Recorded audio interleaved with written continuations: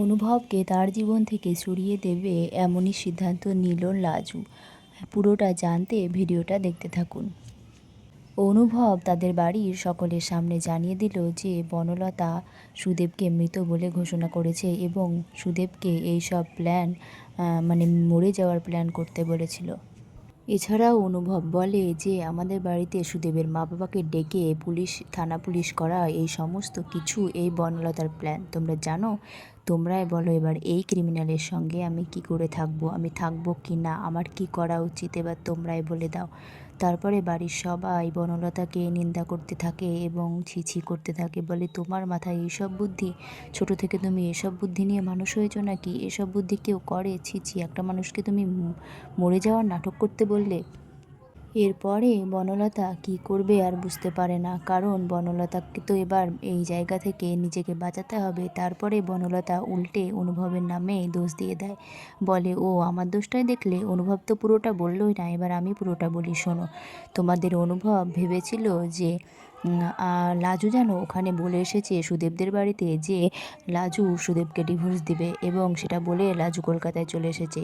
আর লাজু যদি ডিভোর্স দিয়ে দেয় তাহলে, আর এদিকে তোমার ছেলেও বলছে যে আমার সঙ্গে সে থাকবে না, তাহলে অনুভবও আমাকে ডিভোর্স দিয়ে দেবে। তারপরে অনুভব আর লাজু দুজনে বিয়ে করবে।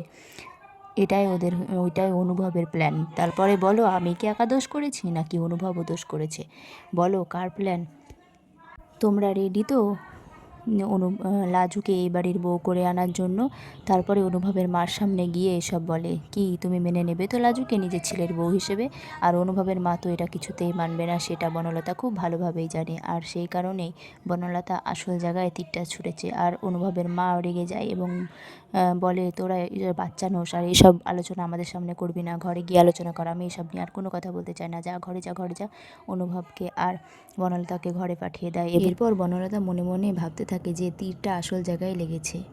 ওদিকে লাজু হোস্টেলের সিঁড়িতে বসে সাধ্যের বাড়ির ওই সব ঘটনা সুদেবদের বাড়ির ভাবতে থাকে এবং ভাবতে থাকে সুদেবের মা কীভাবে অপমান করেছে, সবাই লাজুকে কীভাবে অপমান করেছে, গ্রামবাসী সকলে এইসব ভাবে এবং লাজু মনে মনে খুব কষ্ট পায় এবং বলে, আমি আর কোনো পিছুটান রাখবো না, কোনো না, আমার বাবা মা আমাকে ত্যাগ দিয়েছে, আমিও আমার স্বামীকে ত্যাগ দেব। আর আমি মন দিয়ে পড়াশোনা করব, আমাকে ভালো জায়গায় পৌঁছাতেই হবে, আমাকে ভালো ডাক্তার হতেই হবে, আমি কোনো অসম্মান নিয়ে বাঁচবো না, মাথা উঁচু করে বাঁচবো। আর আমার অজান্তেই যদি আমার ভিতরে কোনো দুর্বলতা থেকে থাকে তাহলে সেই দুর্বলতা থেকে আমাকে বেরিয়ে আসতেই হবে। মানে লাজু অনুভবের প্রতি যে দুর্বলতা তার, সেটাকেই মনে মনে প্রকাশ করেছে, সেটার কথাই বলেছে লাজু, কারণ লাজু এই সব সম্পর্ক থেকে বেরিয়ে আসতে চায়।